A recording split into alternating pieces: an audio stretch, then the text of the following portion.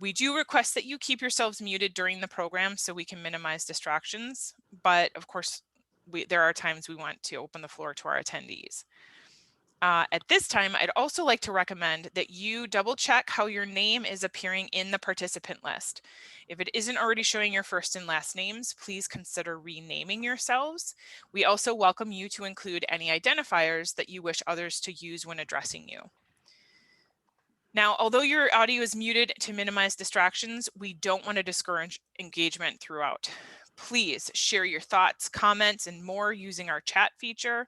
In fact, if you haven't already, please do go ahead and introduce yourselves in the chat to the group. We are going to be monitoring the everyone chat in order to capture questions and thoughts that you are having.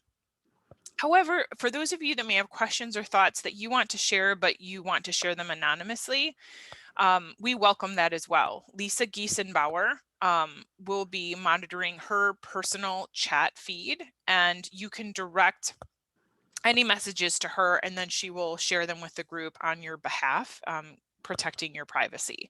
So you do that just by clicking on the little arrow next to everyone in the chat box, and you'll find Lisa Giesenbauer there. Now let's jump back into the program details.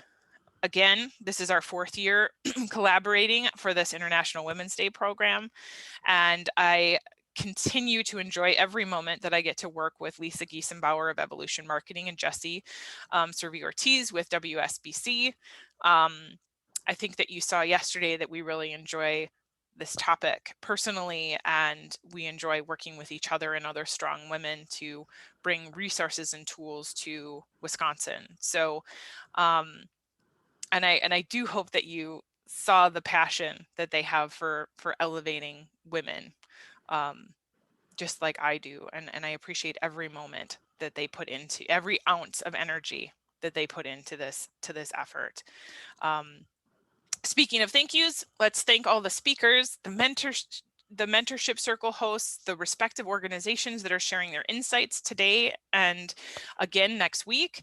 Our small planning committee started this planning in late spring of last year. In fact, I was reflecting on this a little bit, Jesse and Lisa. A year ago, we were hosting our International Women's Day event in a face-to-face manner, and we gathered everyone, and we were serving buffet food with a side of sanitizer, of course, and then the world shut down. So it's really interesting to then elevate this platform in a virtual manner, spread it across the series, and be able to bring even more voices to the table this year. And I am just really proud of the evolution that this took in such trying times. So we started the planning for this event late, pretty much in April. Lisa was chomping at the bit and immediately said, let's meet, let's plan our next one. So in the middle of the Corona pandemic, Lisa took the reins as Jesse and I were learning how to navigate our respective organizations through the shifts and pivots that were required by the pandemic. And she has done a fantastic job and helped broaden our scope of speakers. And we would like to especially thank the leadership at Mzingo University, a certified B Corp, for their early educational programming that tied to several of the topics that we are covering in our event programming. And our other members of the committee that we want to thank are Chris Schultz-Buchner, the former WSBC board advisor and all-around excellent event promoter and cheerleader, as well as Jennifer Lorenzen at American Family and Marge Anderson from Slipstream. So thanks to the hard work and contributions from all those that are involved, we were able to bring today's program and the entire series to all of you for no charge.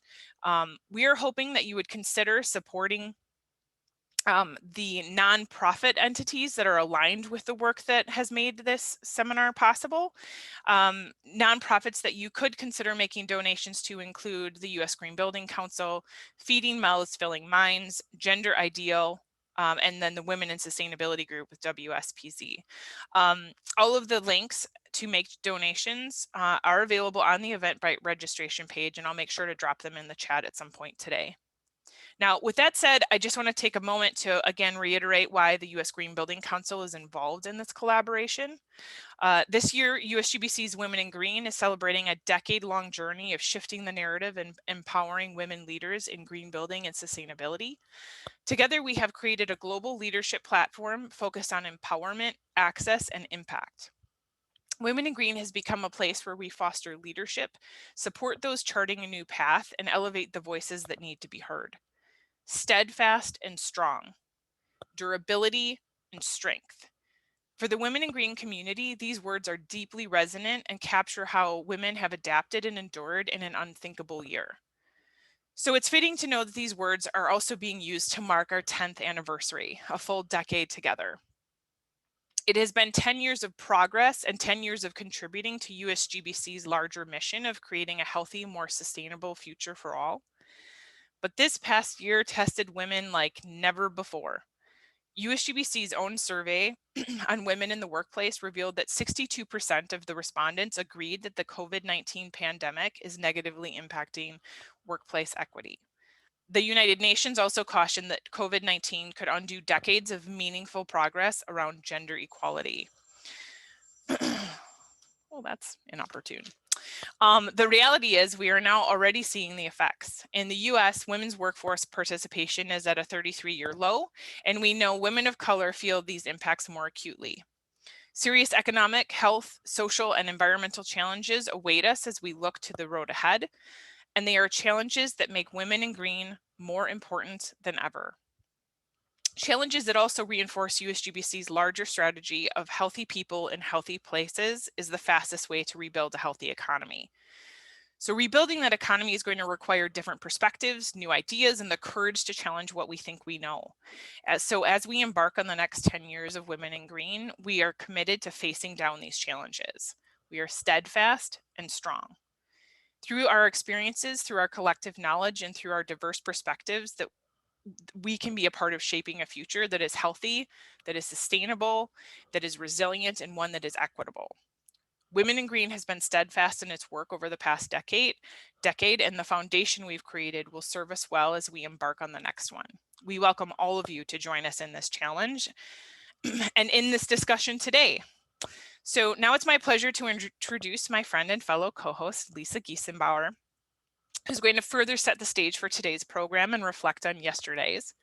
Lisa has founded Evolution Marketing in 2007, and as Wisconsin's first triple bottom line, she managed she is the first triple bottom line managed marketing and sustainability consulting firm. She currently serves as an advisory board member for the Wisconsin Sustainable Business Council and Be Local Wisconsin. And under Lisa's leadership, Evolution Marketing became the 7th certified B Corporation in Wisconsin in 2018. And in 2019, Evolution Marketing began offering their professional services in a carbon neutral manner. Lisa? Thank you, Corinne, and welcome. Welcome, everyone, to International Women's Day and Women's Month.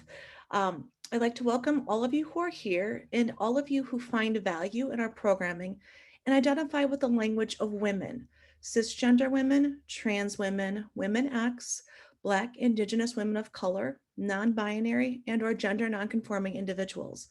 Welcome. You're all welcome to be here with us today in celebration and in our programming for Women in Sustainable Leadership series of Day 2. Language matters. And that's why I'm spelling out a variety of different ways one can choose to label herself or themselves. We, the event hosts, want to be inclusive and to provide a safe space for all individuals to identify with womanhood or female leadership. Corinne had asked everyone at the beginning to please go to your name in the Zoom feature and put your first and last name down.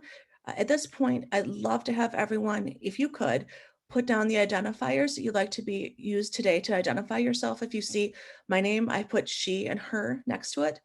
It would be lovely if all of our attendees could also do that too.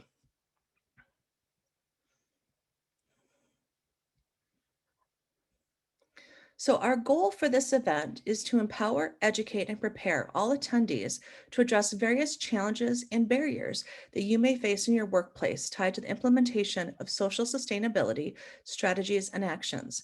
Our day one speakers provide historical context, background, and real-world examples regarding the range of issues that affect women's productivity and ability to progress. Our focus today is on empowerment of women in sustainability, tools to build a gender equitable workplace. This year's programming reflects the complex times we live in, i.e., the ecological disasters and climate change that we're all facing around the world, the global pandemic, Black Lives Matter movement, the Me Too movement, and the larger economic recession that we're all probably feeling some level of experience from, as well as the intersectionality of our gender identity, racial background, sexual orientation, and socioeconomic status. And these are just some of the examples of ways that we are differentiated today. So there's a lot of stuff going on in the big picture. The way we look at work is changing. And all of this is going to be the backdrop and the foundation for talking about International Women's Day. I understand International Women's Day was yesterday, but for those of you who are not familiar, International Women's Day is a global day celebrating the social, economic, cultural, and political achievements of women. The day also marks a call to action for accelerating women's equality. The Global International Women's Day theme for 2021 was Choose to Challenge. A challenged world is an alert world. Individually, we are all responsible for our own thoughts and actions all day, every day. We can all choose to challenge the status quo or the way that things have been done, especially since business is changing due to the pandemic. Right now, we have a great opportunity to challenge the system and to bring about change. I hope that following our programming today and yesterday, you will all feel empowered to choose to challenge and call out bias, inequality, and stereotypes in your workplace and in your life. Working together, we can all co-create a more just and equitable world. I'm going to start today by framing out the social side of sustainability. So as the only sociologist on the planning committee, it's my pleasure to frame out our programming. And I'm going to begin at the 30,000 foot level in with United Nations Sustainable Development Goals. For those of you who are not familiar with the SDGs or Sustainable Development Goals, they are part of the 2030 Agenda for Sustainable Development adopted by all United Nations member states in 2015. They provide a shared blueprint for peace and prosperity for people and the planet now and into the future. At the core, the 17 Sustainable Development Goals are an urgent call to action by all countries, developed and developing in global partnership. They recognize that ending poverty and other deprivations must go hand in hand with strategies. Oops, I lost my spot. Sorry, with strategies. They must go hand in hand with strategies to improve health and education. So basically, we can't end poverty without looking at how do we improve the quality of health and education, as well as reducing inequalities that spur economic growth, all while tackling climate change and working to preserve our oceans and forests. The 17 goals are comprised of 169 targets that work holistically together and are interconnected, demonstrating how society cannot address climate change without also addressing social factors that impact the natural world. An example would include the connection between safe working conditions for employees, use of non-toxic dyes in a company or manufacturing facility, and chemicals and sealants in a day-to-day business operation, and how that ultimately has an impact on the ecological health of the community or the water systems. Everything is interconnected. We cannot talk about environmental sustainability without talking about social sustainability.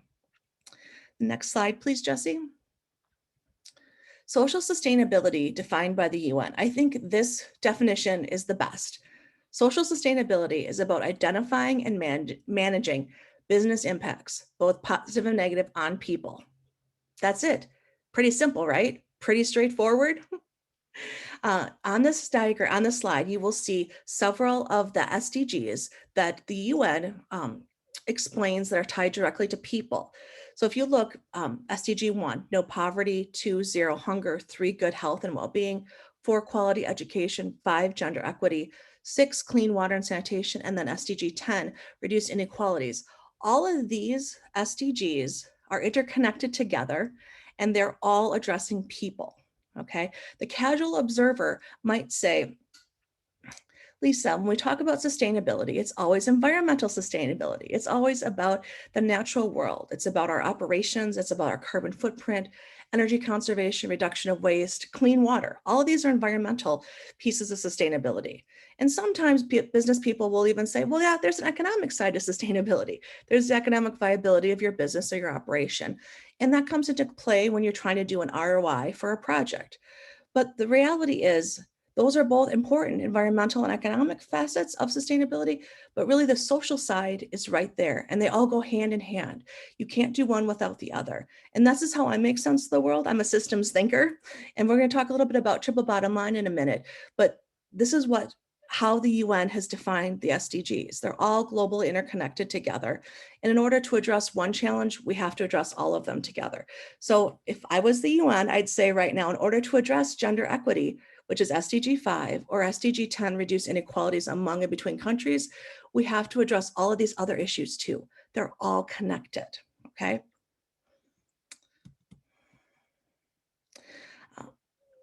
So now I'm going to share, thank you, Jesse. Now I'm going to share with you all some of the notes from yesterday's International Women's Day program, because yesterday's program was phenomenal. And I'm not saying don't watch the video. Please watch the video from yesterday. This is just a high level overview. Okay, so I know I'm probably not going to do the program the justice that it deserves.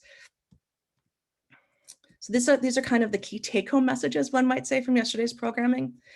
I put 3 of them on this slide, and I'm going to talk a little bit more about, I have a list. So I'm going to kind of go through the list, and then I'll highlight the ones that are on this slide. So the pandemic has had a tremendous impact on women in the labor force. The pandemic has also demonstrated that businesses can pivot and find different ways for employees to work. The real question is, what does the future of work look like? And I think all of the things we're talking about today are tied into the future of work and how we can help co-create and build a more equitable and just workplace. Women today still bear the brunt of domestic responsibilities. Even in 2020, with all the strives and changes that have happened, we're still the primary caregivers, we're still the primary shoppers, and I think the pandemic has only made it that worse. Our current trajectory, based on our current trajectory of actions in the workplace, we will not reach equal pay, meaning women will not reach equal pay until 2059. Okay, this is a huge take-home message for me, and this is super disconcerting. So I think this is something we should all think about as we move forward today. Business as usual is not an option for the future. Today, business has an opportunity to legitimately engage its workforce via adoption of diversity, inclusion, and equity. We have the opportunity to empower our teams and organizations to foster a culture of inclusion. Many of our speakers yesterday talked about how important it is, how we have this great opportunity right now in 2021 to help shape and recreate a new reality and a better, more equitable workplace. With that said, when you go to implement a diversity, equity, and inclusion program, it's going to take time. First of all, it's not going to happen like this instant click. It's going to take several years. One, because you're creating a new culture. And the other thing you need to take into account is that conflict will more than likely arise when you implement a new program. And that's okay, because change can be messy. It takes time. And if you're not sure how to do this, please bring in experts. There are a whole plethora of amazing leaders who can help your organization to move forward. So please don't try to tackle this yourself. If you don't know what to do, get expert help, because really it's very hard for us to see our own biases. And I think that was the bigger message that I took home with from yesterday. I don't know if it's a problem if I can't see that it's a problem, right? So how do we identify problems if we don't realize it? And then a couple other take-home messages. In order for programming to be successful, you need leadership buy-in, specifically at the C-suite. That's the only way change is going to happen, is when you have leadership buy-in. Okay. And then I'm going to leave you all with 2 questions from yesterday. So these are questions that came up during the program. The first one is, and so this is questions for you to consider: who is getting left out of the conversation? So when we talk about gender equity, or we talk about diversity, equity, and inclusion, who's in the conversation and who's not in the equation? Who's in the conversation and who is not in the conversation? And how do you bring other voices to the table? Okay, that's the first thing. And the second thing is one of our speakers argued yesterday that the only way systemic change could happen is if we were to center the voices of the folks who are at the margins. And I think this is a really good point too. And again, I want you to think about when you talk about who's left out of the conversation, whose voices are on the edges that we can't hear, who's whispering in the corner, and how do we bring those voices and elevate those voices of individuals and bring them to the center and have a conversation with those individuals and bring that to the table. Okay, so yesterday was amazing, super, super educational. And there's, like I said, based on this feedback I'm giving you now, a lot to think about. And it's great because having these conversations is where we start. So we're in day one. We start the conversation, and from there we move forward. And last year, business basically changed quite a bit because of the pandemic. And U.S. businesses, large and small, stepped in to address social problems in a way that they never had in the past. Because government and nonprofits were not able to address those problems, business had to lead. And by business leading, that had a direct impact on their workforce, their consumers, and the local communities.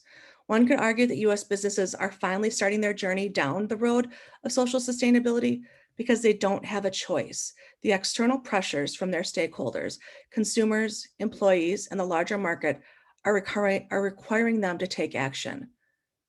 I don't know if that's the case, but one could make that argument. And I think it's something to think about as we move forward and as we look at how to co-create and create a more equitable and just world. Next slide, please, Jesse. Several new models of business have been emerging in the marketplace that I would also argue have helped us to extend this conversation and provide examples of new ways of doing business. One of those is the emergence of triple bottom line managed business, as well as social enterprises, or the benefit corporation structure, or becoming a certified B Corporation. At Evolution Marketing, we've been modeling triple bottom line business management strategies and practices since our founding in 2007. For those of you who are not aware of what triple bottom line means, that means that we are managing our business through the lens of impacts on people, the planet, and the overall economic viability. So we run all of our business decisions between those three lenses. We don't do something because of profitability. We make a decision based on the impacts of our workforce, our community, and the greater environmental world, as well as the economic viability of the decision. Today, Evolution Marketing is one of 3,700 plus certified B Corps operating around the world. For those of you who are not familiar with the certified B corporations, they are businesses that meet the highest standards of verified social and environmental performance, public transparency, and legal accountability to balance profit and purpose. B Corps are accelerating a global shift to redefine success in business and to build a more inclusive and sustainable economy. We all know that government and nonprofits alone cannot solve the problems that we're seeing. And we saw this happen this last year. So the B Corp community has stepped up and has been stepping up together to work together to reduce inequality, lower levels of poverty, build a healthier environment, and stronger communities, all while they're trying to create high quality jobs with dignity and purpose for everyone. By harnessing the power of business, B Corps use profits and growth as a means to a greater end, positive impact for their employees, the communities, and the greater environment. B Corps form a community of leaders and drive a global movement of people using business as a force for good. I invite you to join us. In the next couple of slides, I'm going to share with you opportunities where you can join us in making change happen. Back in 2018, Certified B Corp Female CEO Group created a group called We the Change. And this movement has been growing strong, and you are all welcome to join, national, international, wherever you're located in the world. We the Change is looking for female CEOs and allied companies. You can take action, you can join the movement. And the best part about We the Change is that they offer educational programming and opportunity to take action. So please check out the website, wethechange.net. Second thing, here's a local organization or a local way for everyone to interact. Jesse, if we could look at the next slide, please. We have what's called Wisconsin Women in Sustainability Group. Our Women in Sustainability Group hosts a forum. It's a Google group, and you can see it on the slide here. In our Google group, we share resources, opportunities, workshops, networking with other women working in the sustainability and green building sector in Wisconsin. It's free to sign up and join, and if you're not already part of our group, please consider signing up. Every year at the WSBC annual conference in December, we have a session that is hosted by women from this group and addressing issues that are relevant to women working in the sustainability field. I know today we're talking about leadership development, and I would be remiss if I did not share with you all a resource that I'm tickled pink about. I'm not going to lie. This book is amazing. And I think everyone should read it. The name of the book is called Empowering Differences. And what this book does is it frames out how each of us can lean into what makes us different and how being different can help each of us to find success in our career. And honestly, I would argue that it's not just in your career, it's actually finding success in sharing sustainability within your organization. So I highly recommend this book. It's great. I have a copy. So if somebody wants to borrow Lisa's copy, let me know. It's wonderful. I'm very excited about it. I think that when we think about leadership, we have to think about what makes us different and unique. And we need to own that and be true to to that. And I think this book tells that story. Okay. Lastly, I'd like to share with you a set of free resources tied to sustainability that Lena, my current evolution marketing intern, put together. When Lena started her internship with Evolution Marketing, she had remarked to me that she was surprised that Evolution Marketing shared so many of our resources publicly on our website.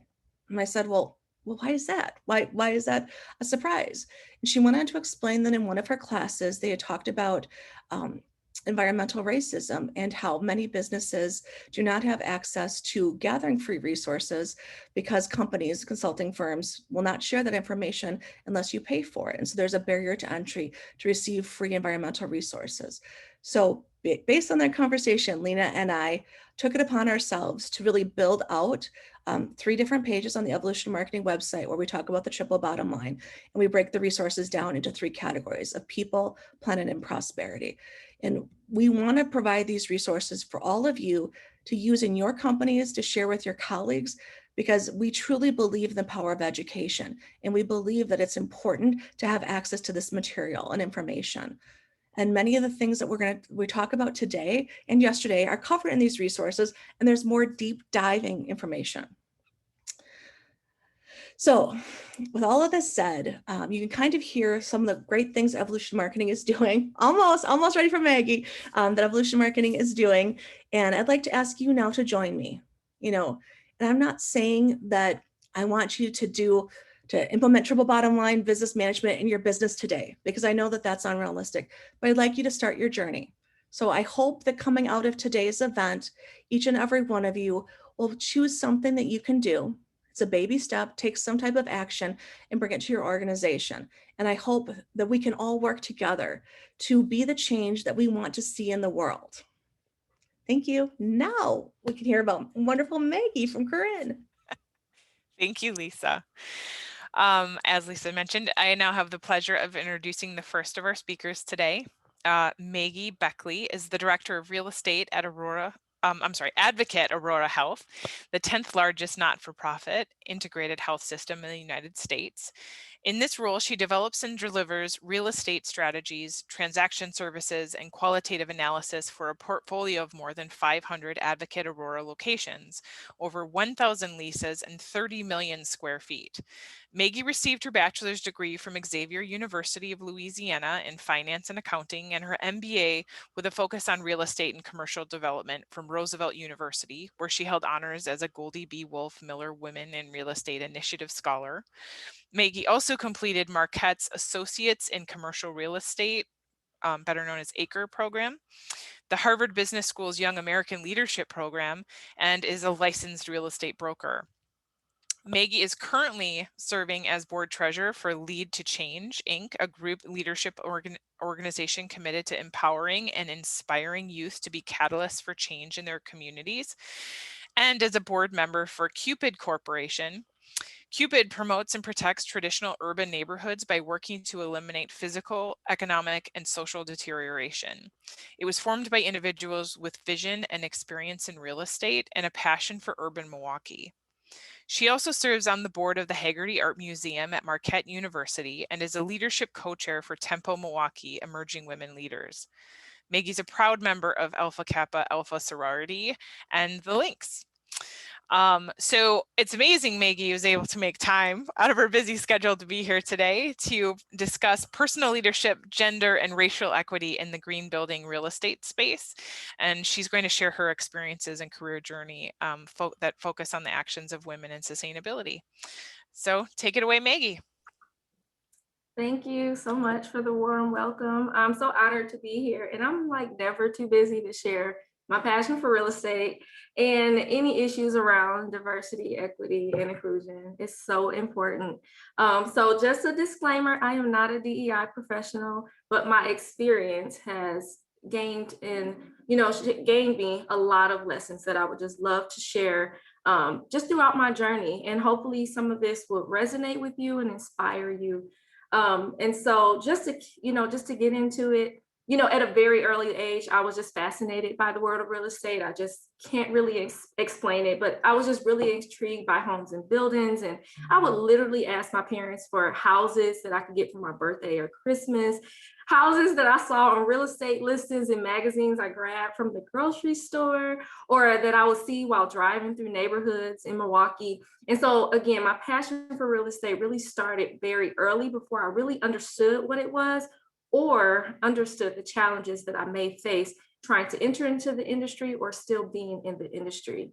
And so again, I was fascinated by parcels of land that can be transformed dramatically over time, buildings, homes, structures, beautiful landscaping that, in my young mind, I thought, were built overnight. And I've quickly come to realize that it is impossible. Nothing is able to be built overnight.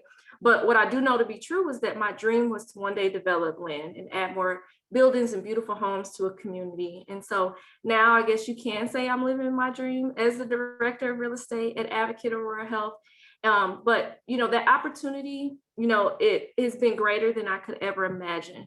But the road to get there, to get to this point, sometimes it felt very doubtful. And so although I was certain of my dream, I was uncertain that I had a place in this commercial real estate industry. So you see, the commercial real estate industry is highly male dominated. And I'm sure some of you could really resonate with that for the industries that you're in. Women only make up approximately 30% of the commercial real estate professionals. And only 2% of that is the representation being Black women. And so I literally didn't see anyone or many people at all, doing what I desired to do. And so for so long, I dreamt of this, but I didn't see women. I didn't see many people of color. I didn't even see many of my peers, around my age that were really doing what I wanted to do. So I wasted just way too much time, not believing that I belonged in this industry. And I had a fear that once I actually had the opportunity to be in this industry, that I wouldn't be good enough. And so all I saw was that lack of limitation. And so I just spent too much time doing that. And so that's why representation is so important in these industries, and it's so important for us to be that representation to other young women that desires to be in our industries. And so, going back to time, my mom, she came home one day and she brought this article, and it talked about this young Black woman that was getting ready to break ground on her first real estate development in the city of Milwaukee. I was literally in awe. This is like the first time I had ever seen anything like this. And my mom, being who she was, encouraged me. And I remember her stating that, Maggie, your dreams are possible. There are, in fact, others like you that are living this real estate dream. And she was right. From then on, I knew that it was closer within my reach than I even realized. And you see, again, that representation and that motivation was all I needed to pursue my dreams. So along the way to get where I am today, I was met with both opportunity and barriers. I was met with support and opposition.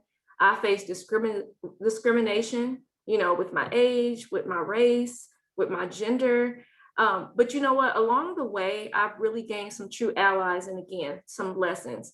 So throughout this journey, the ups and the downs, they've taught me so much about my own personal leadership, the strengths that I possess, and my ability to be resilient in order to continue to live my dream, not let any of that get in the way.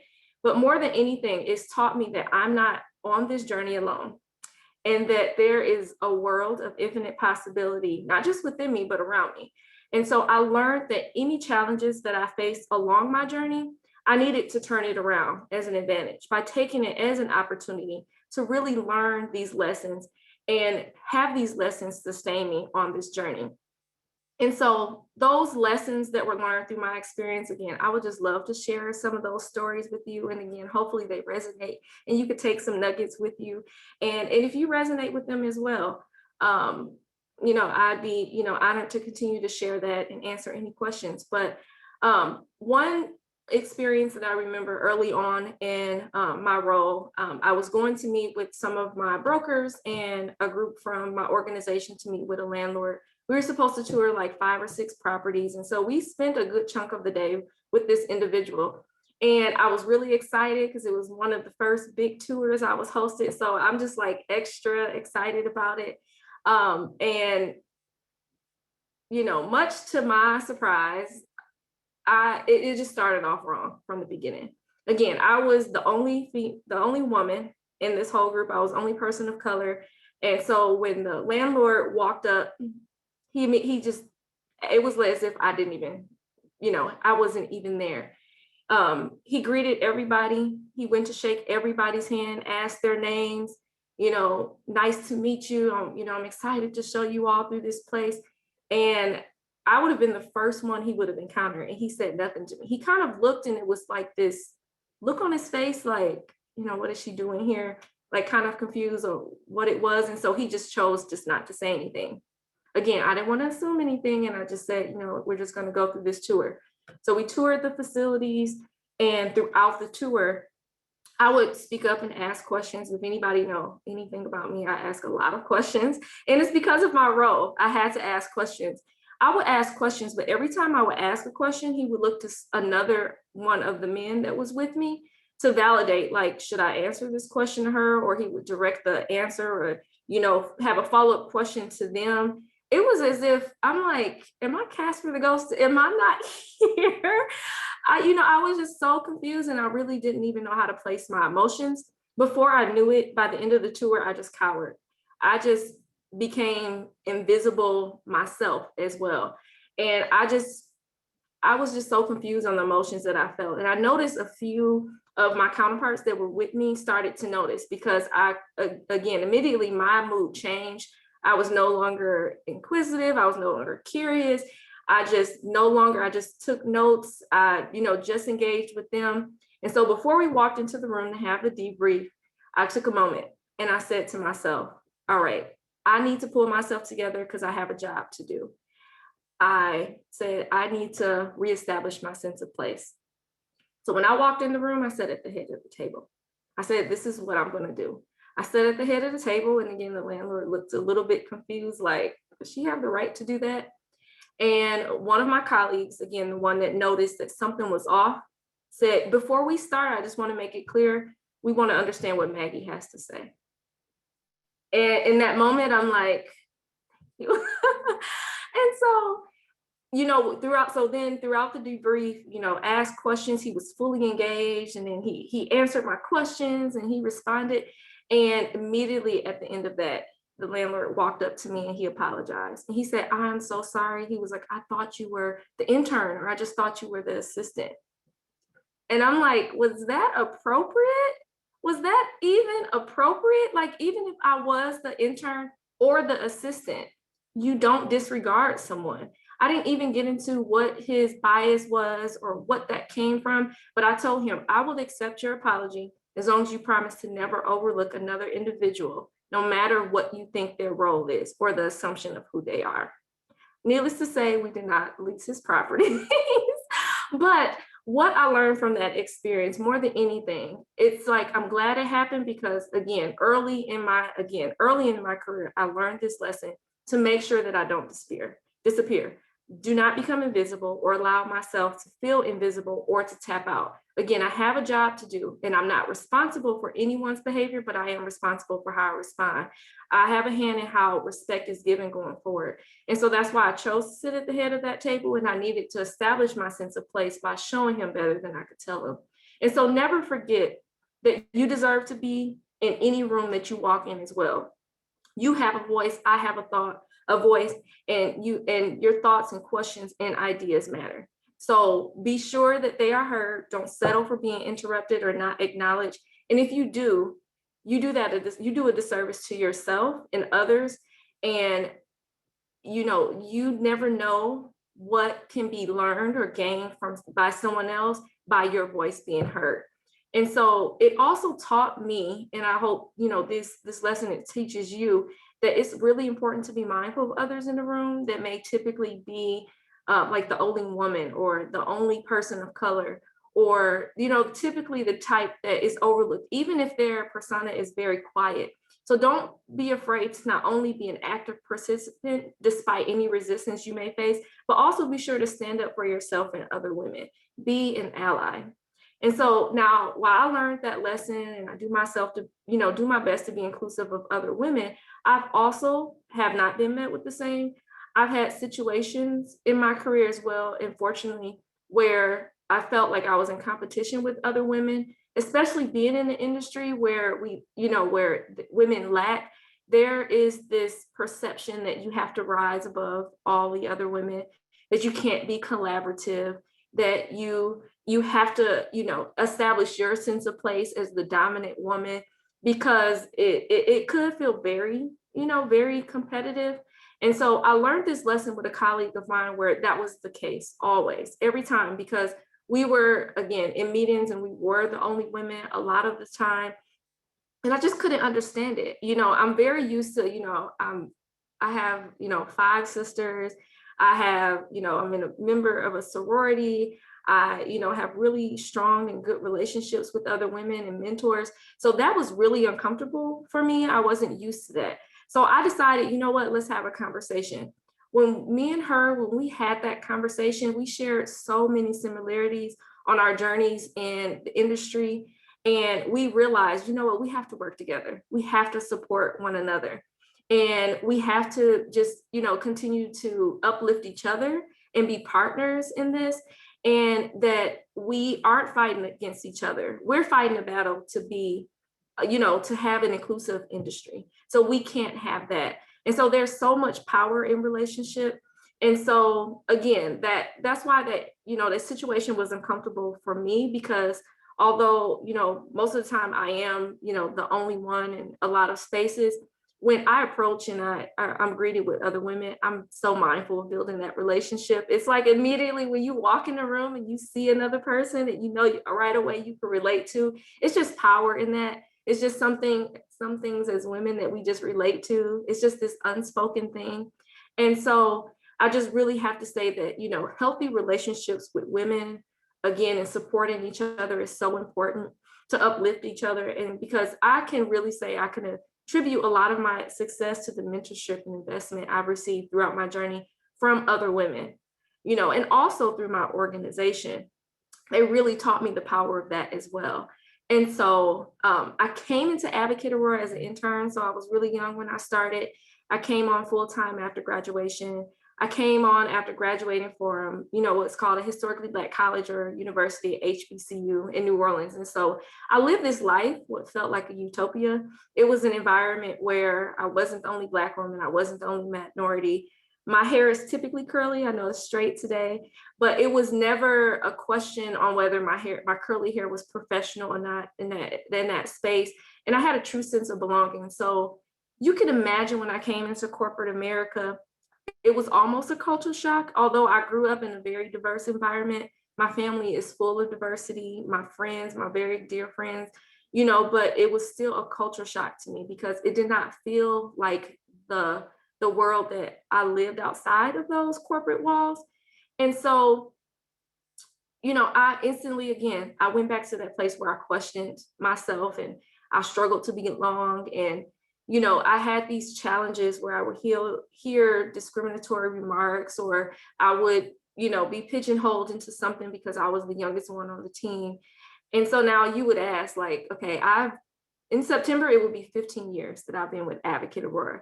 And so you may ask, okay, if you've had that experience, what has made you stay? What has kept you there? And so my entire 15 years has not been that way. I've learned to build, again, those meaningful relationships with individuals within the organization. And again, because at one point we did lack diversity, I had the opportunity to learn from so many people that were different than me. And those lessons that they taught me and the sharing and the relationships we built, it really has made me a stronger leader. And also our leaders, they opened their doors to provide a space and opportunity to share experiences that would have made me uncomfortable, that made other individuals uncomfortable within the organization. And I really had the opportunity over the years to learn of their commitment to creating a workplace where we could all come together and feel like we belong, and that we could have a sense of place. And I've really seen it in action. So there is such a difference in wanting diversity and then actually implementing and executing on the plan for diversity. And so over the years, again, Advocate Aurora Health has built quite a robust diversity and inclusion plan that is really built into the foundation in our culture and even into our incentive goals. So even if you don't believe in diversity and inclusion, if you want your incentive, you will do your part. And that is what I love, because there is accountability for all of us. And they really make it clear, and they really developed it in a way that we all share in that accountability. And our leaders really lead in a way that recognizes and support the differences, again, within our workforce. And they strongly encourage us to do the same. And again, there are things in place that hold us accountable to that. So whether it's training and learnings and, talks that we can have among each other, they really foster that environment. And I've had the opportunities to really sit on implementation teams to discuss and have opportunities that support race and gender equity. And now I've realized and I've seen that, Advocate Aurora Health is a very large organization. We have over 70,000 team members. So you could almost imagine that the range of diversity that really exists within our organization, that, our leadership and each other, we really have to take into account, because again, diversity comes in so many different forms. And so with 70,000 people, there's a lot to address there.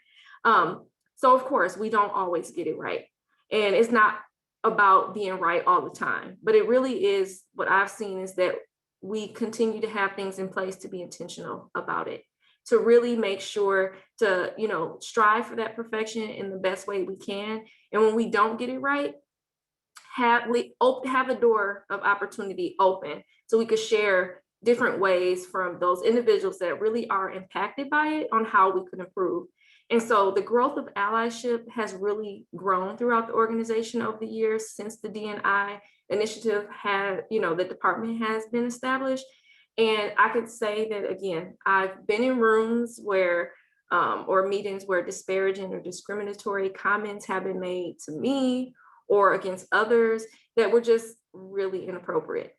And so sometimes when you're the minority, or when, you're part of a class that, there's so much to address there. So being a woman of color, being a Black woman, when these things happen, sometimes you feel like you have to be the one to stand up to say everything all the time. But over the years, I've seen that I have not always had to be that person. Before I could even say anything, before I could even react, there has been an ally in the room to stand up and support me or support the others that have been discriminated against. And that right there is, is really hard to quantify sometimes on how D&I efforts are making a change. But that right there showed me that we've been moving the needle. There are, I didn't always have to hold somebody else accountable and say that. And so that's a relief, that I don't always have to stand in that place to speak up. And so I had others speak up for me or support me when I did have to speak up. And so also on this journey, again, I said, I've grown so much as a leader, again, through my own DEI journey. Again, I'm not a professional, but I've gathered so many lessons.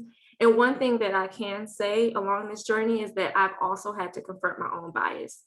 I've had to recognize that every one of us has a place in this journey, and that there's a responsibility not only to ourselves, but to others in the experience that we also foster for each other.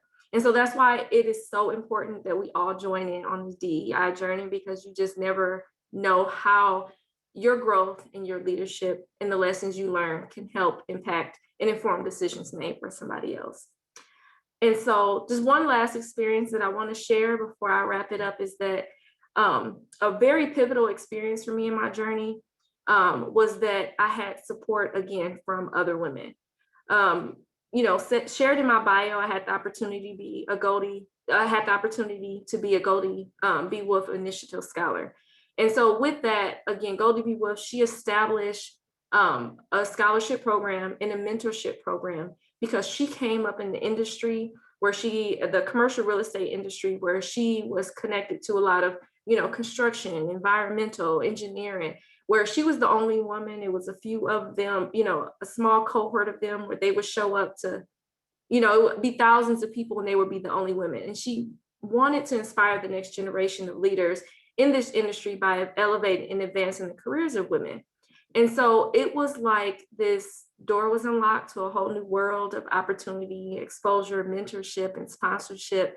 And it was like behind this door was a wealth of knowledge, access, and support from some pretty dynamic women and trailblazers in the commercial real estate industry, in the construction industry, in the design industry, and engineering. And so it has been such a gift to be able to network with other women and be in relationship with them so they could share their stories, be very vulnerable, and share their mistakes and things of that nature, and to help me overcome any challenges and the other mentees on how to navigate themselves in a male-dominated field.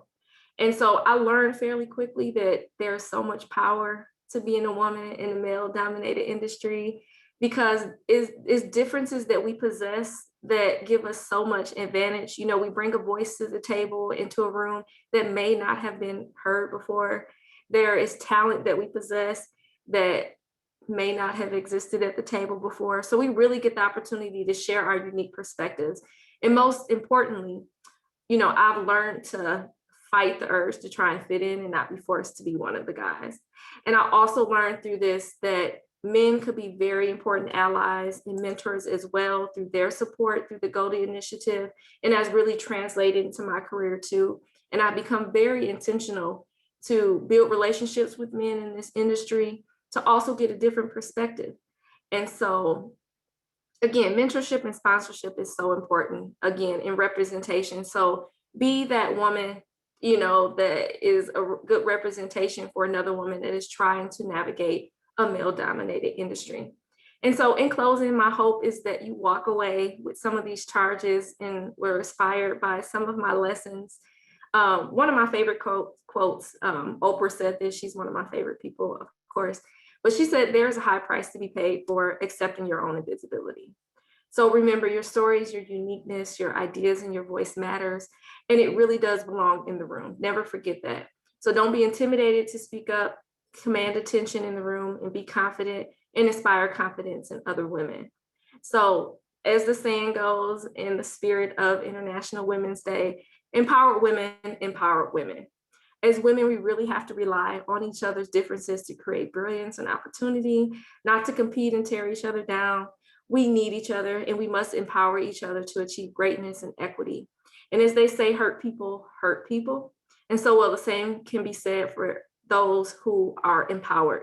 So when you're empowered, your focus is really on helping and developing and inspiring others around you. And so even for the men, I guess, you know, if there are any men joining us today, I guess the saying can go, empowered men also empower women. And so for any men in your lives or any men that are on here today, you know, your support is so invaluable too in these industries where we are underrepresented. So never, you know, never not embrace the opportunity to be an ally. The relationship just goes both ways. It's so much to be learned from each other. And finally, really help shift the tide for other women. Again, I can't say that enough. Make the commitment personally and drive it forward within your organizations and your circle of influence, and not just for women, but for people of color, for people of different sexual orientations, anyone that is different than you. It is so important that we all make this commitment personally to drive DEI efforts forward, because the world is changing and it looks so much different than it did. And our circles should look like the world in which we live in, our personal relationships that we have with each other, our conversations that we have, it should really reflect the world that we live in. And so discuss and support gender equity in your everyday routine, promote and support an environment for all, create and reinforce structures to help track achievements through mentoring, networking, and training and development initiatives. Let's connect our differences to learn from each other, and also let's allow and give a voice to those who need it most. And finally, I believe our Vice President, Kamala Harris, she said it, she doesn't want to be the first, just be the first. She's going to bring other people along. And so she will just be the first and continue to do it. She's breaking barriers and ceilings. And so, in the spirit of, her doing, becoming the first woman to be in the office. So don't settle for being the only in the spaces that you're in. Commit to being the first and bring others with you. So thank you so much. Thank you so much for allowing me to share. Thank you, Maggie. Oh, I have an echo. I'm sorry. Did that go away? Oh, it did. Thank you, Maggie. I don't know if the right word is enjoyed your stories. That might not be the right descriptor I want to choose, but I really appreciate you sharing those stories today. And I have to say that your Oprah quote, I had not heard that one before, about having a high price for invisibility, and one that a quote that resonated with me years ago was Eleanor Roosevelt saying that no one can make you feel inferior without your consent. And both of those quotes, I think, flip the narrative on its head and highlight the ownership that we have to being present and making sure that we're protecting others at the same time. So thank you for that. With that said, it's now my pleasure to introduce our second speaker of the day, Florie Wilson. She has nearly 20 years of experience in creating more equitable and sustainable organizations around the globe. Florie's passion is using data and real-world examples to inspire and create change in business norms that provide tangible benefit to key stakeholders, from employees to the environment and consumers, by activating business leadership, ownership, and investors. Flory is the founder of Gender Ideal, a nonprofit focused on creating gender equitable workplaces through a publicly available assessment and through publicly accessible assessments and supportive resources. Previously, as director of B-Lab's Impact Management Initiative, she launched multiple programs designed to engage businesses on impact measurement, leveraging a best-in-class sustainability framework with a range of investors, corporations, and public-private partnerships. Prior to running B-Lab's impact management team, she led B-Lab's capital markets work, launching GIRS, the first impact rating tool for private equity funds. Flory started at B-Lab in the Director of Standards, developing the B Impact Assessment for companies seeking B Corp certification. From 2005 to 2010, Flory was a senior international economist in the Office of Investment Policy at the Overseas Private Investment Corporation in Washington, D.C.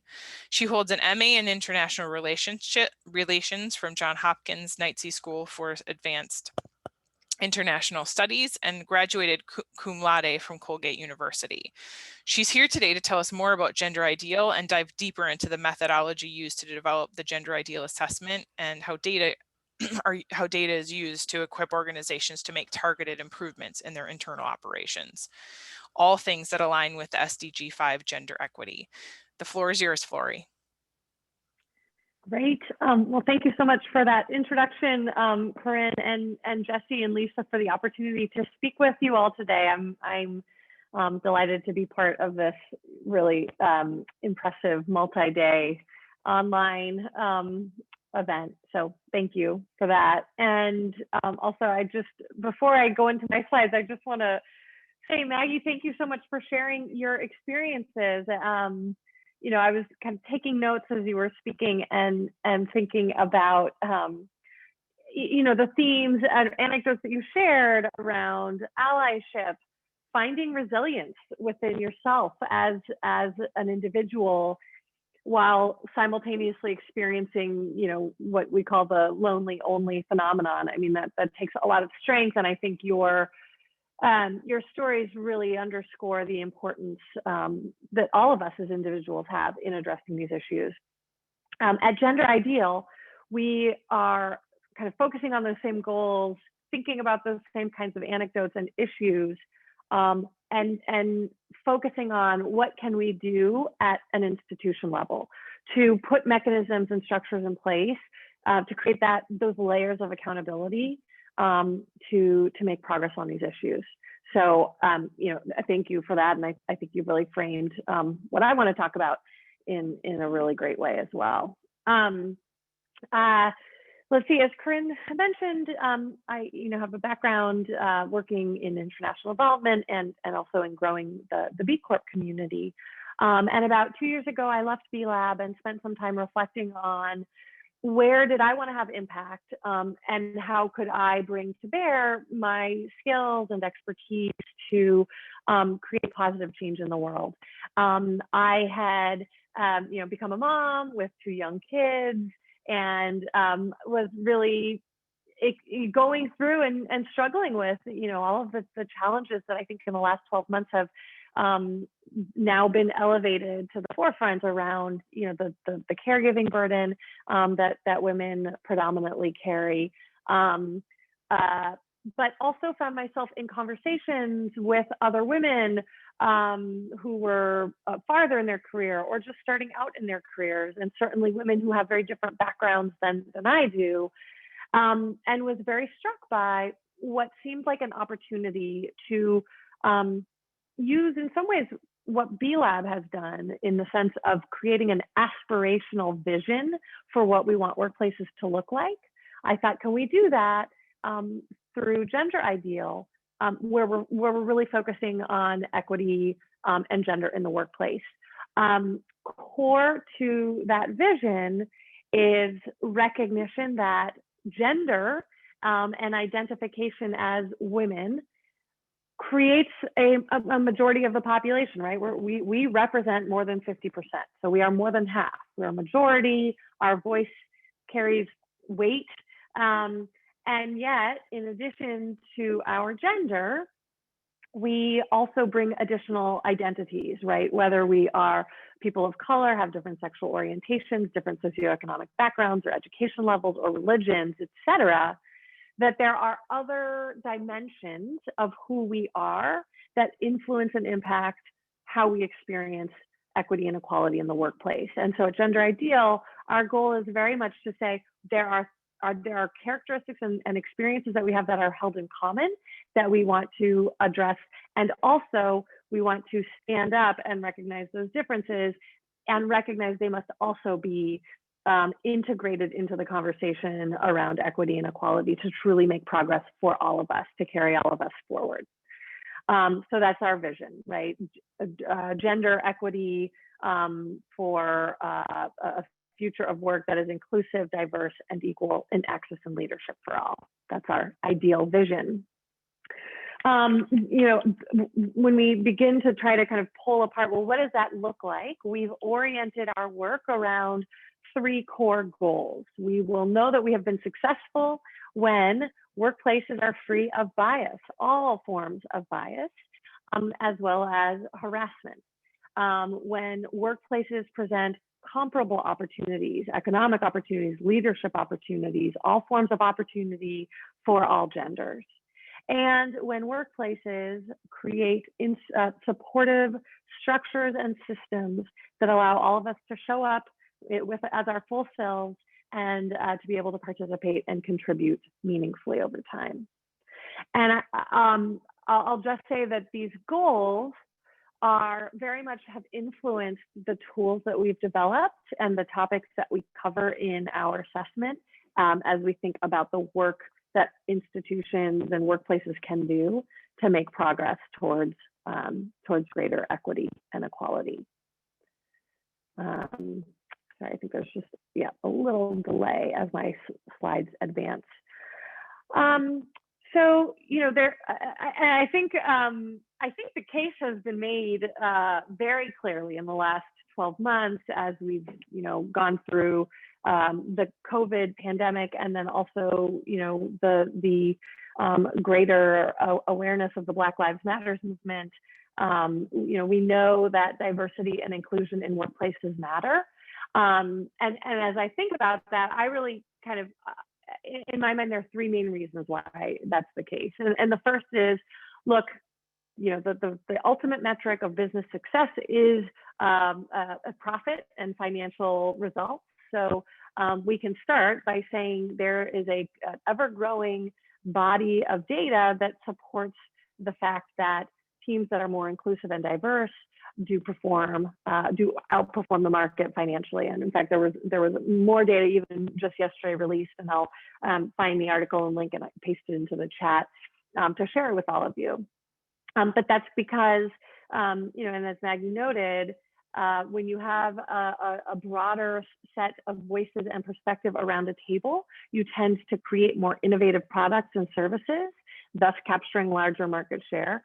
And then also, there's a correlation between organizations that have set a commitment on this issue and have met that commitment around creating diverse and equitable teams also tend to be better run businesses. And so that's like a secondary reason why we see this financial outperformance. But I think there's also the moral imperative here, right? Which is creating equal and equitable systems is the right thing to do. And I think for many of us, that is compelling reason enough. But if neither the financial nor the moral get to you, there's also a broader social reason for addressing gender inequality in the workplace. And that is, and this connection, I haven't heard it made too often, but when you look at poverty rates across the country, women are disproportionately in poverty compared to men. So that includes women who are aging, and that's because they have not had an opportunity to build out pension funds and savings and retirement accounts over the course of their careers to adequately prepare them for retirement. So elderly women living in poverty, and then also child poverty. And when you dig into child poverty rates, you see that a disproportionate number of households in poverty are led by single women, single moms, and they are disproportionately women of color. And so we have this cycle where until we address wage inequality, and as an example, we're going to perpetuate child poverty and keep this really negative loop going across generations. And so, that in my mind, that's like the third compelling reason why addressing gender inequality in the workplace has a ripple effect throughout our society. Sorry, there's just a little lag here. Okay, there we go. So we haven't, although we've known a lot of this for many years now, we certainly have made progress, but we haven't gotten where we need to be. And again, we've seen a lot of, unfortunately, kind of backwards momentum over these last 12 months. The metrics that we commonly refer to are around women in senior leadership roles, especially at Fortune 500 companies, and women on public company boards. You can see the figures on the screen. I think a couple of things I would just highlight to give additional context. Just last week, Roz Brewer became the only Black female Fortune 500 CEO. She took the reins at Walgreens, and she is only the third Black female CEO ever of a Fortune 500 company.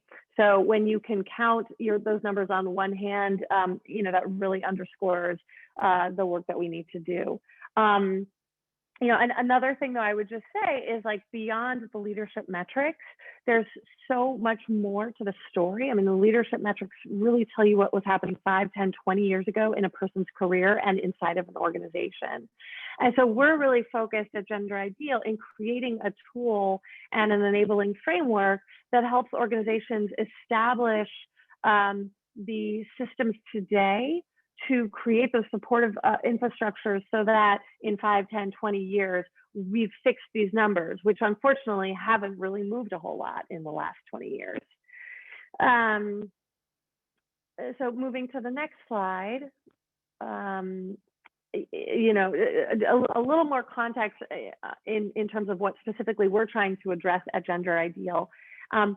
In the United States, corporate America spends $8 billion a year on equity, diversity, and inclusion initiatives. That's a huge sum of money, and that amount of money has been spent pretty consistently over the last 2 decades now. And there was a fascinating book that came out about a year ago by a journalist named Pamela Newkirk.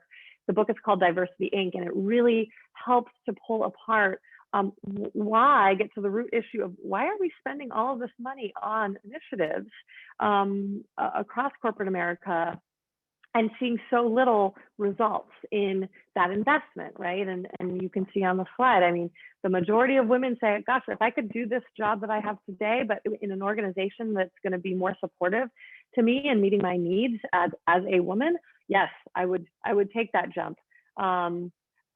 So we know that while there's a lot of effort and good intent here, we're still not yet seeing the outcomes that we seek and that we need to see to create meaningful progress and change. The good news is, the conversation is not focused very much anymore on why do we need to do this, do we need to do this, but very much how do we do it? And that's what Gender Ideal is trying to disrupt, is this cycle that so many organizations, those $8 billion that are being spent annually to address this issue, how do we do that? This is where we think we can improve the cycle. So, and I want to pause. We're going to do a survey on this slide. So Jesse, if you can put the survey up.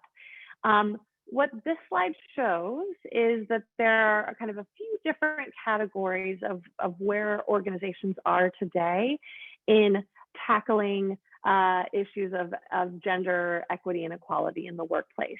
So some are at the very beginning of their journey. They don't necessarily have a budget. They don't have any resources or really anyone internally who's a champion or who's trying to shepherd this work. They know, or they have maybe in the last few months been convinced that doing something is important. They just don't know what to do. And so they're a little bit stuck, right? They're suffering from inertia. That's our first category of inaction. The second group, and I would suspect, so our poll results, which hopefully you're reading through the poll on your screen and picking your selections. But the second group is organizations that have taken some action, right? So you have an internal champion, maybe you've allocated some budget to the issue, perhaps you've done some trainings or tried to identify the first few steps your organization wants to take. Typically what I'm hearing from, and I think what data shows these organizations have experienced is, we're doing these things, we're not really sure if they're what we should be doing, and we're not getting a whole lot of results, right? It's not translating into different retention levels or different recruitment levels necessarily around equity and inclusion. The third group is, organizations that are farther in the journey. They've got budget, they've got staff, they've got an action plan, they're implementing the action plan. Maybe they are seeing some progress and they're celebrating that, but I think there's still this question of like, well, what's the end goal? Where are we headed? Great, thank you. So hopefully you're now seeing on the screen as well the results. So the good news is most organizations are doing something, right? They're in that some action or maybe even in the deeper action phase. It's great to see that we've got some respondents that would classify themselves there. But all that said, a third of you on this call still feel like, yeah, my organization we're just trying to begin to address this issue. We don't know what to do. What we have historically seen, thank you everyone, by the way, for responding. That was helpful for me, and I hope that helped you all kind of understand where everyone is in this process. Oops, sorry, I advanced 2 slides and I don't know how to go backwards. So I'm just going to spend a moment not talking about the slide on your screen, but the one that came before it, which is, what all of this tells us is that where we are today, or where most organizations are today, is that they have a limited understanding of how to address the issues that their unique organization faces. They're probably underfunding or have no budget yet to address the issues, or they might be kind of misallocating budget, right? They might say, well, we don't know where to start, we'll do an anti-bias training, but anti-bias training might not actually be what your organization needs at this moment. What we are trying to do is help organizations put use a rigorous approach to diagnosing what their issue is or issues are. By rigorous, we mean a data-driven approach using assessments and then benchmarking their performance relative to other organizations like theirs in their industry or in their geography, and then helping to say, here are what the near-term things are that you need to focus on. Here is the business case for why you need to address those particular issues, and then take like a breadcrumb approach to make improvements over time. So that first step is to assess and educate. The second is understanding and making commitments to creating that change. The third is implementing those commitments, and then measuring success, right? And reassessing and continuing that cycle over time. That is gender ideals theory of change. So how we do that? Assess and educate. I want to just take a moment to talk about what the gender ideal assessment is. It is a comprehensive, holistic measure of what an organization is doing today on a very comprehensive set of gender equity and equality related factors. Everything from the mission and commitment that your organization has made to this issue, to your leadership demographics and demographics up and down the organization, to how you recruit, retain, and evaluate from a performance perspective your employees, what the policies and benefits are that create a supportive infrastructure for your employees, to how you create a culture of inclusion and belonging. And I noticed earlier in the chat, there was an interesting question I think Corinne posed around, how are folks thinking about engaging colleagues who are a little bit quieter, maybe they're introverted, maybe they are younger, maybe they just aren't as comfortable speaking up, but how are we making sure their voices are heard?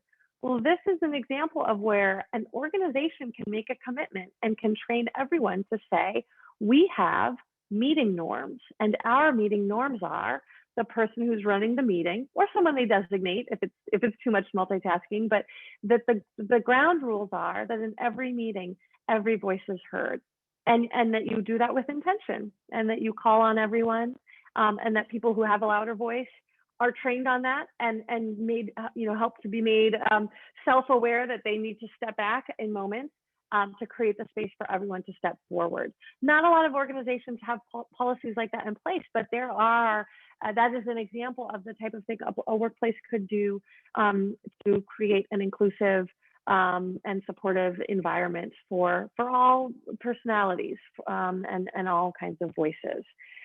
So I hope that one anecdote helps give a little bit of perspective to like what kinds of things do we cover and ask about on the gender ideal assessment. It's really a broad set of questions and practices that we look at. In addition to that assessment, as we developed the tool, I did a lot of the research, and then I had a group of about a dozen practitioners and academics who researched these topics, who provided input, but we wanted to ensure that we integrate into the tool case studies, articles that show why these particular things impact equity and equality in the workplace. So it's really designed to be an educational tool. And then, sorry, Jesse, I'm just having a little bit of an issue still advancing the slides. There we go.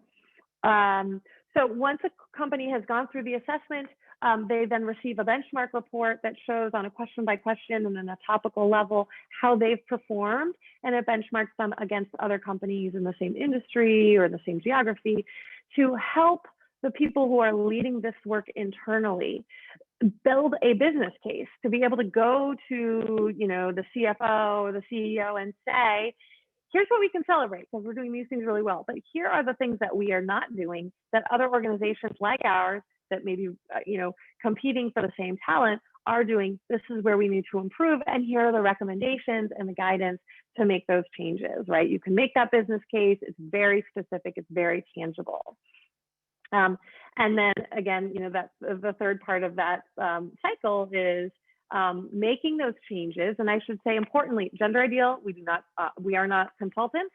We do have a growing network of EDI consultants who, once you've said, yes, this is the thing that we are focused on now, maybe it's something your organization can implement on its own, but maybe you need to bring in outside support. We can help you connect in with the consultants that do that work. We don't do it ourselves. Once you've implemented it, you go through that diagnostic tool again, you celebrate your progress, and you set your next set of targets, the next 3 to 5 things that you'll focus on in the next month. So in terms of like, what's the value proposition here for an organization? I already mentioned, it helps organizations build a business case around doing this work. It helps you deploy your resources efficiently. And then those longer term benefits are, you should have a happier, more engaged workforce that wants to stay and is all in on your vision because they feel that they're operating in a culture of belonging. And then hopefully it also translates into long-term financial performance. I wanted to highlight an opportunity and actually put out a little challenge for this group. Right now we're doing a research pilot at Gender Ideal. We're working with a number of organizations that are taking the assessment, which is about a 2 to 3 hour commitment. Usually someone from an HR team takes the assessment. But in exchange for participating in the pilot, all of those participants are going to receive their own customized benchmark and recommendation report. And so anyone on this call, if you are interested in your organization participating, I would welcome that opportunity. And I would say that if we can get at least 4 companies that are part of the Wisconsin sustainable business community to participate in the pilot, we can then actually create a benchmark where you can see, how are our organizations performing in our region relative to, companies in the same industry but other parts of the country or in other regions as well. So if you're interested, please reach out. We would, welcome your participation. And the last thing I would just say is, we are a nonprofit. Our vision is to create that ideal future of work for everyone. We want to change normative standards. We want normative expectations in the workplace. And we feel that doing that through a data-driven approach will help us create that long-term change and the long-term vision. And we hope that you join our small but mighty team that's working on these issues. So thank you everyone for your time, and happy to answer any questions. And I'll turn it back over to you, Corinne.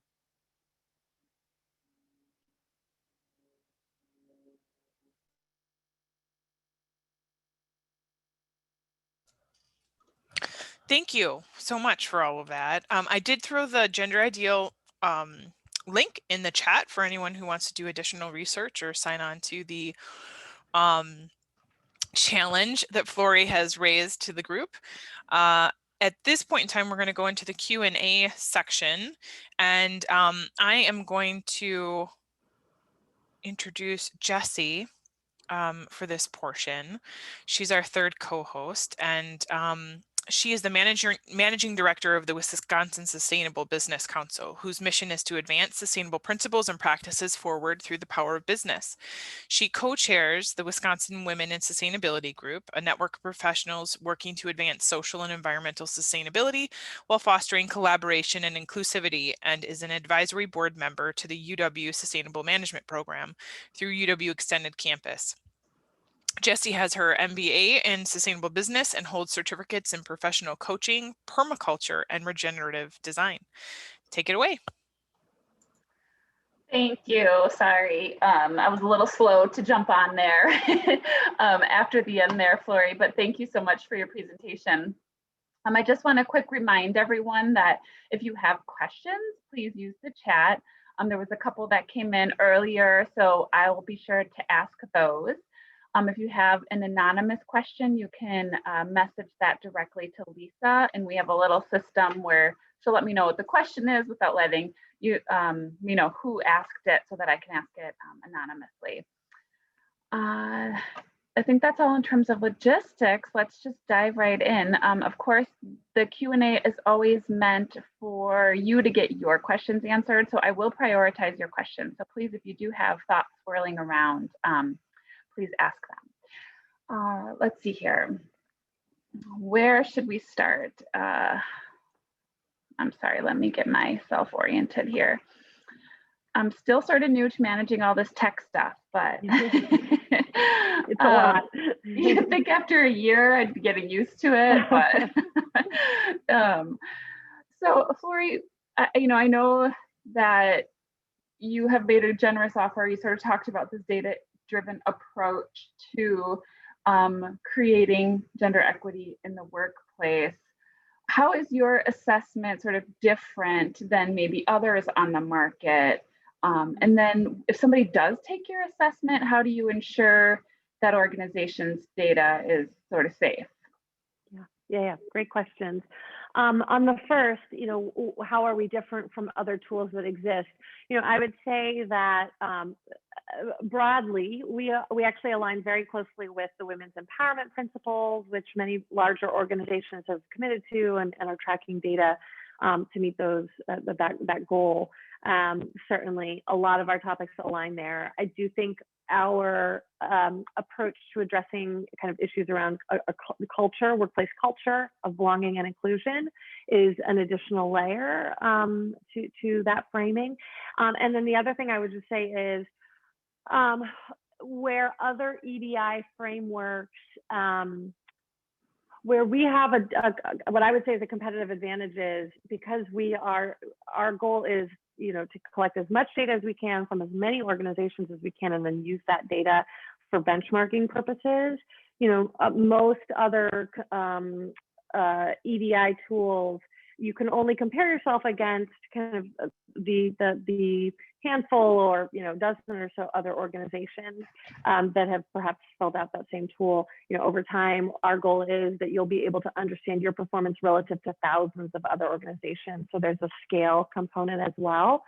And then the last thing I would say is there's a great tool that is, a lot of the tools that exist today are targeting large public companies. And so as I did my, market landscaping, I felt, gosh, there's really not a whole lot that's focused on privately held, small, medium-sized businesses and nonprofits.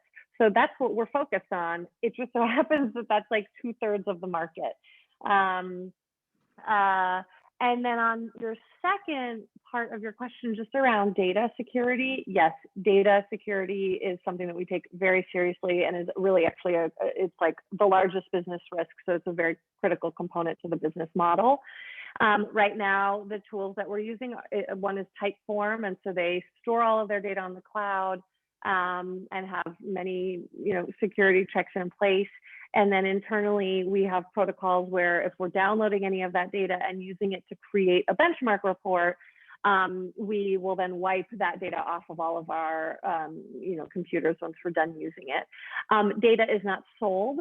And importantly, a company's data that they submit to us is only used in an identifiable way back to them in their benchmark report. So company data is never identifiable outside of that organization's own self. That's great. So there's a couple of questions that came in. I'm going to sort of jump to those, and they sort of tie in this: how do we lift each other up? How do we as employees inside of the workforce help move those goals forward? And so this question I'll address to both of you, but somebody's asking, if you are in a situation where there are other female leaders in your organization that sort of don't understand the let's mentor each other, let's support each other, let's build each other up, is there something that we can do to get around that, so to speak? So either one of you, if you have thoughts on that. Yeah, I guess I could share first. It starts really with the culture. What's really helped with our organization is that we support a culture of collaboration and mentorship. So there are actually guidelines and are, made available through our HR department on how to be a good mentor, good sponsor, things of that nature, opportunities to reach out. And what's really helped is that other women have seen other women supporting other women. They've wanted to be a part of it. And also, if there is a woman leader that you may not know is a mentor or willing to help another, sometimes it just takes an intentional reach out to say, hey, I just want to build a relationship. I admire the work that you do. I see something that I feel like I could learn from you. Your role looks exciting. Would you be willing to have a conversation? People love to talk about themselves and share when they love the work that they do. And so it really just starts there to build a relationship. And unfortunately, you can't force it onto some people, but again, it starts with an intentional reach out and, just be an example and a model to other women that that is supported in your organization as well. Yeah, and I would just add, I think the way we with Gender Ideal are trying to approach it is to say, this is a cultural norm. This is a principle that we as an organization believe in, and then hopefully that creates the framing so that if you do, if there is a person that isn't creating the space or being supportive in a way, you can kind of use that framing to hopefully engage with that person in what could otherwise be be a challenging conversation. But I like to think about it as like cultural calcification in some ways, right? They're like, well, this is how we've always done it. Well, but look, now we do it differently, right? Now we have embraced this more forward-looking, or whatever you want to call it, but we've embraced this new approach to doing it.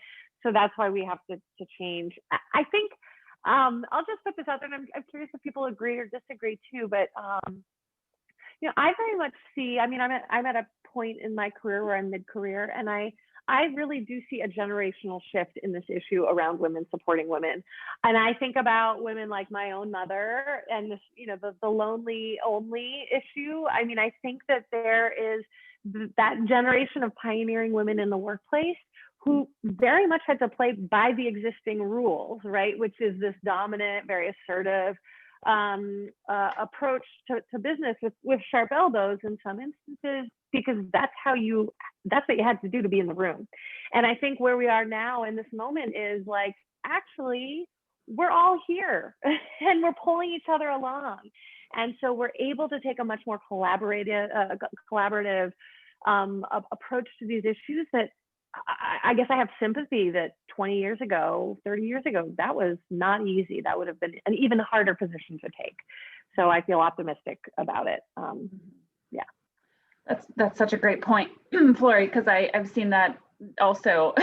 Sort of put myself in that mid-career, and I also grew up in my dad had worked in construction. Both my parents work in construction. So coming from very male-dominated into a more female-dominated role, and seeing the shift both in just the gender and the different mentalities of women in terms of supporting one another and working to reach out. Corinne, I think you had a follow-up. Yeah, I have so working for the U.S. Green Building Council and running these programs for the last 4 years, I've had the pleasure of having some women reach out and want to just talk and share stories and things. And there's a recurring sort of a theme within our sectors of, design, construction, like Jesse mentioned, being male dominated, where there have been up and coming women leaders that sort of work their way through the ranks, but they find themselves being embraced as leaders and mentored by the gray-haired white men to be strong leaders and for leadership positions. And in some cases, they have gone from being strong, enabling women leaders to, as they get higher in the ranks, they behave more like their mentors, the male, white, dominant men, and they're not being very supportive, but it's being very successful for them. And they're finding themselves in very strong, high up leadership positions that make it very difficult then for the other women to follow through and get support. So I'm raising this because it is a reoccurring theme, and it puts some of these women that I'm speaking to in a position where, how do you best talk to those women leaders or address this or bring this up to overcome it, other than just acknowledging that the culture's toxic and having to depart? You want to go first, Flory, or?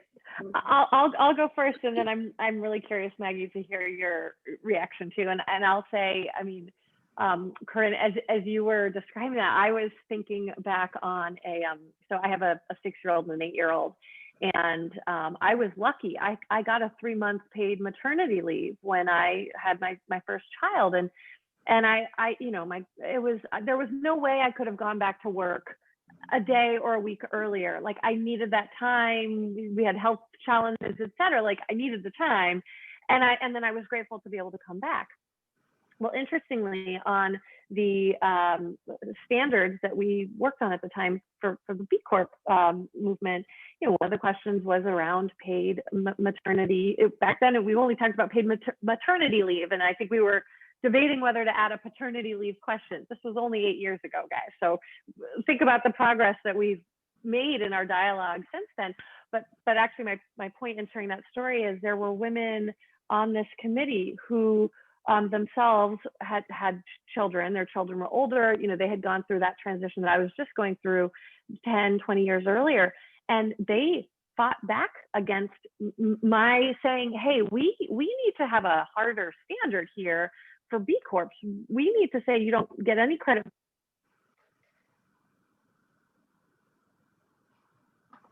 We did lose your sound. Can you hear us? We'll give her just a sec to see if can you hear us? Can you hear me? Yep. That was weird. I think I had an AirPod issue. I apologize. But those, I think a part of, I guess my point in this story is those women had gone through that same journey without any paid maternity leave. And I think sometimes there's like, well, I did it, so everyone should be able to do it. And I think, Corinne, to answer your question, I think educating people on the issues, right, is important, and hopefully create some frame to then say, hey, you're a pioneer, you did this. How can you make it easier for others following you? You know, like kind of like playing into that, like, this is another example of a leadership opportunity where you're leading all of the other women, people of color, different sexual orientation to create a safe environment for them. But sorry, that was a very long-winded answer. Maggie, I'm curious to hear how you would address it. No, I think you touched on a good point, because so often, and I think just with DEI overall, is that we only see things and we respond based off our experiences and through our own perception. And so that's why it's so important that we start to build relationships. I'm such a proponent of relationships, because unless you learn somebody else's story, you understand how certain decisions you may make could impact somebody else, you would never go around it. You will always just make decisions based on your own experience. And so that's why it's important to diversify that. And so that's why it's so important to reach out to those women, to have those conversations, to share the stories and be very vocal about the issues within the organization that affects you. And again, it leads to productivity. You know, you don't want a workforce that is leaving the organization. Most people leave jobs not because of the work, it's because of leaders. And so it's very important that those stories are shared, those insights are shared, those experiences are shared, and the need to want to have like mentorship and collaboration and a different type of leadership development, because it's just unacceptable. And to rise to the top and leave other people behind you. And an organization won't be sustainable if they continue to do that. And the industry is changing, and so it'll be unfortunate for those women not to be a part of that change. And so there's so many other organizations that support women leaders and things of that nature. And so maybe it's even those women inviting them to events like this so they could hear it, because something could touch their heart, could touch their mind, and they could have an aha moment like, wow, I'm not that type of leader. I'm not a holistic leader where I care about what others are going through. I can't continue to make decisions on just what fits and serves me, but what is best for both me and other individuals. So, again, it's all about building relationships and having eliminating that fear to really speak up. Sometimes it may not pay off to speak up, and it could harm you, but it will lead you to a better opportunity to be in a better space, to have a different atmosphere, to be in a better organization that really supports your development and have those type of leaders. So to those young women, I would charge them to do that, to speak up, to be vocal. And if they do have relationship with other women leaders that are taking a stand against things of that nature, ask for their advice too, because I'm sure they were in a position where it was uncomfortable to go against the grain, to not be the woman that was brought up by the men that dominate the industry and now bring other women along so she's not the only one. Thank you. Such great points, you two. This is sort of similar, but it's kind of on the flip side. So if an organization doesn't necessarily, so they might see the business case and they might be in that, okay, we've done a few things, but the leadership isn't fully committed to really driving this. Is there any suggestions or advice that you might have to sort of help, the everyday employee bring their organization along or build a case? Yeah, it's a good question. I mean, the data overwhelmingly shows that to make deep, substantive progress on this issue, you need senior leadership commitment, right? Because it sets a tone for the whole organization around expectations. That said, I do think, I do think organizations can make progress in other ways, and certainly, and actually, Maggie, I mean, you just kind of mentioned this, and I didn't include this in my slides, but there's also a cost of not addressing these issues, right? When an organization loses an employee, it typically costs about 4 months of that person's salary to fill their position, to go through the recruitment and then training and onboarding process. So there's a real cost. And so I think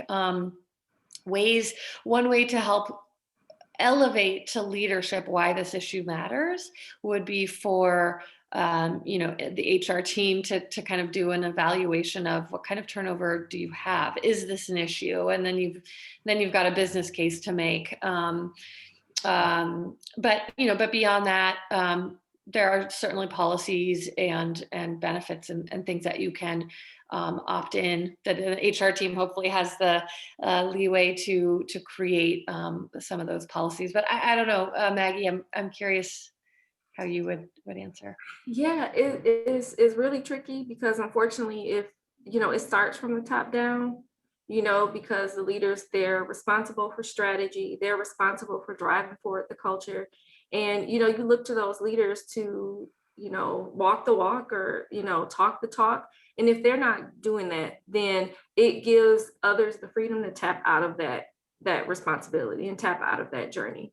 And so it's a lot that you could do. You could build a cohort, with those that share the same values as you, to make the culture of the workplace better. But eventually it will come to a point where you really would need leadership buy-in.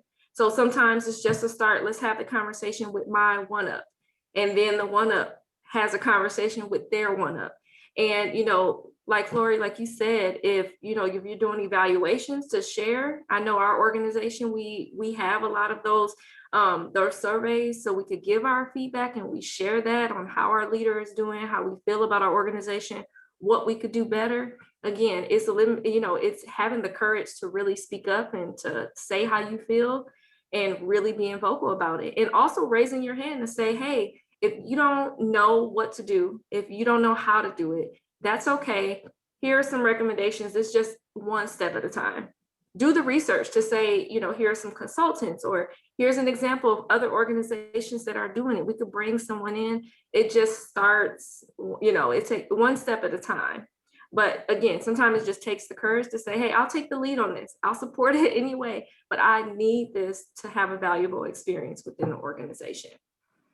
Maggie, as you were saying that, I almost was thinking, if leadership doesn't think this matters or isn't an issue, holding up a mirror, right? Using the data, using the employees' feedback surveys or other data that you can get about what's happening in your organization and where it may be, influencing financial performance, right? At the end of the day, maybe that's what jogs their action, but I totally agree. Definitely. Great. Another question. Again, it's kind of similar, but a little different vantage point. So you both talked about the importance of culture. And as a sustainability professional, you know, that's sometimes the hardest component, right? We're trying to drive change, but we have to drive mindset and behaviors before we can really drive the change, right? There was a question kind of about both as a young professional entering the workforce, you know, what advice might you have for a younger person just starting out? It's kind of a two-part question, but then also thinking about sort of weaving in the allyship that you talked about. Maggie, how can all of us, whether or not, or, you know, no matter where organizations sit, make sure we're being good culture carriers and allies? Well, for the first one, being a young professional starting, you know, in the industry or just starting in your organization, again, have the courage to show up as yourself, always, every day, and demand that people respect it. People won't always have to agree with how you show up and who you are, but they should respect it. And so when you show up and build those relationships, that's how you, again, have the freedom to be yourself and make sure that people understand that it's important to you. Build relationships, diversify your network. So, you know, don't come in as a young professional and only build relationships with young professionals. Seek out, you know, an elder in the organization, someone that has, you know, either an age or that has been just, you know, just through years of service within the organization, and learn from them.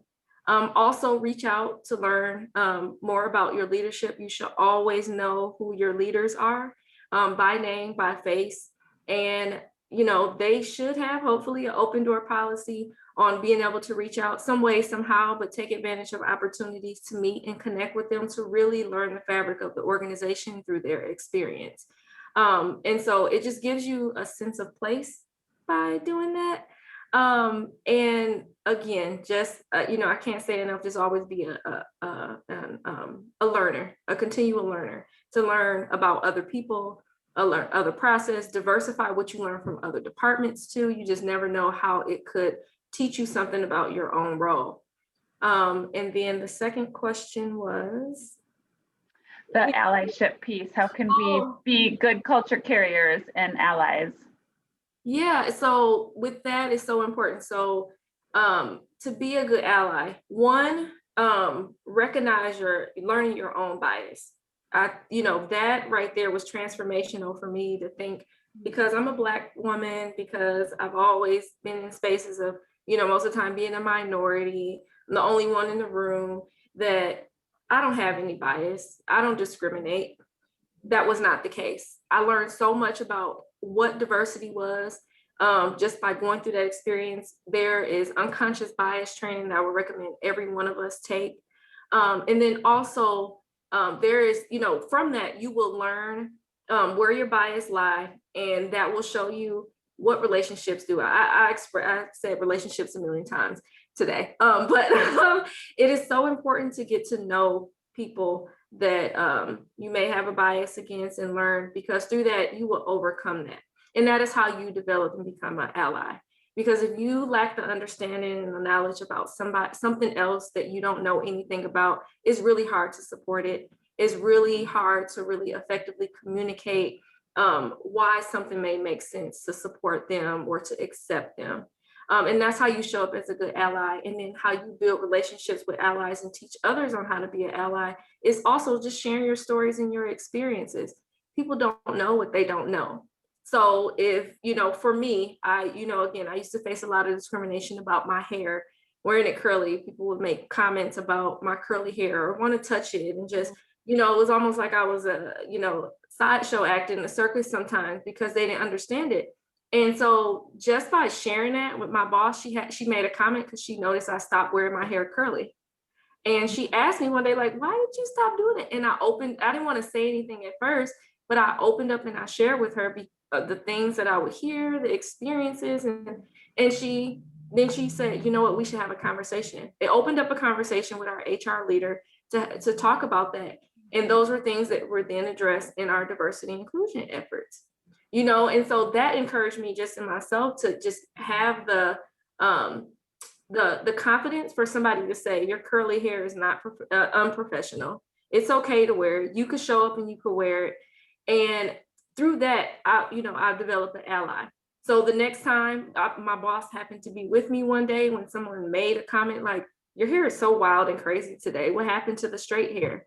She spoke up and said something about it. And she let them know that was inappropriate, because that's something that affected me. Now, all Black women with curly hair may not face that same story or situation. They may not take that personally. But it was important to me to effectively communicate that to somebody that I was close to, that I built a relationship with, because that affected my mood in the workplace. And especially as my leader, she understood that. So she was trying to find a way to protect me. And so that's what we do. When we become an ally for others, we protect them and their feelings. We hold that dear. And it's important to that because, again, we help create and foster the environment for others around us. And we want it to be well. Because then, productivity and everything that Florie said, that it's so important to do that. The only thing I would add to that is just, Jessie, going back to the very first part of your question, people who are just entering the workforce, I mean, workplaces need to prepare for this next generation because all of the data shows they want to and will not accept anything other than working in a values-aligned organization and a place where they feel comfortable. So Maggie, to the story you just shared, one of the things we ask about in the gender ideal assessment is, do you have a written policy that says we encourage and support all employees showing up to work in a way using, dress and jewelry and hair that makes them feel comfortable and aligns with their values. Like assuming it's safe, right? If you're operating equipment, there could be times where you have to, but having something like that on the books then allows, in Maggie's anecdote, allows HR and allows her manager to go to someone if they've said something inappropriate and say, it's on the books. We've written it down. That's not aligned with our beliefs. We need you to change your behavior to the person who's being exclusionary. Great. Well, ladies, this has been such great information, such a great conversation. There's so many key nuggets today. I know I've just been sort of watching the chat and lots of sort of reflection and thought-provoking just comments and things for us to take into our lives to help drive action in these areas on the social side of sustainability. So thank you so much for being here. If you have just any last final words, I'll just give you each maybe 1 minute to sort of wrap up as I bring our PowerPoint back up and bring us to a close. Yeah, I just want to say thank you again. Again, I'm always honored at the opportunity to share topics like this. So my charge, or something that I would leave with all of you, is to just to continue to understand that DEI is a journey. It's something that will continuously be on. Nothing that you need to rush past. You need to go through it. Again, always be aware of your own bias and where you lack understanding. Build those relationships and just be open to learn. Be unafraid to, again, if you're afraid to ask certain questions because you're afraid that you may insult somebody, again, just reach out to someone that you trust and say, can I ask some questions because I want to learn? And the same goes for supporting other women. Don't be afraid to reach out to a woman that you may see in the industry that you want to learn from. And don't be afraid to reach back to encourage and pull along other women. And I will leave it there. Thank you so much. Thank you, Maggie. Thanks, Maggie. I don't feel like I have a whole lot more to add to that. I mean, again, thank you to Lisa and Corinne and Jessie for the opportunity and, for creating a safe space like this for all of us to talk about these issues and how we can do better. And I guess the only thing I would maybe add is, and let's not forget that we need to be bringing men along on this journey as well. And, for those of you who have fathers, partners, sons, friends in your lives, I think, having conversations like we did today, sharing interesting newspaper articles. I mean, there's so much being written right now about these topics, and it's really a moment for us to educate ourselves. And as Maggie said, then reflect on our own experiences and where we've had bias. And I think we all move through the world in a better way when we've got that broader perspective. So I'm optimistic about where we're all headed with this kind of work. It's a good path, and glad again to have the opportunity to talk about it. Awesome. Well, thank you again, both of you, so much. And to everyone, I just want to remind you all that if you want to continue to have the conversation, we just wanted to not end here. We wanted to make sure that we did continue these conversations in our lives and in our community. And so we are next Tuesday on March 16th, having what we're calling mentorship circles. They're really themed circles as a way to sort of, they're just guided conversations meant for each of us to have a dialogue, not so much a presentation, but a conversation. So we invite you to join the conversation. There's 3 different topics that you can join in. You can see them there: human resources and organizational culture, gender equity, and intersectionality, and then social sustainability with the SDGs and the equity pillars of USGBC. So please join us next week for those. And you've already heard and probably know about our organizations, but of course we invite you to other events that we have on how to drive your sustainability programs, both in business and in the built environment. We will be sending the recordings out as a follow-up in an email along with all of the resources that have been brought up in the last 2 days. We have a long list of resources, so look for an email from us with the slides and the recordings. And this sort of concludes our formal program. We're gonna stop the recording now. I'm gonna stop the recording now. And we invite you to join us if you want to just have a debrief conversation on how this all landed with you, what it means in your organization. If you have the time, we invite you to stay on with us and continue the conversation. So thanks again so much to everybody for being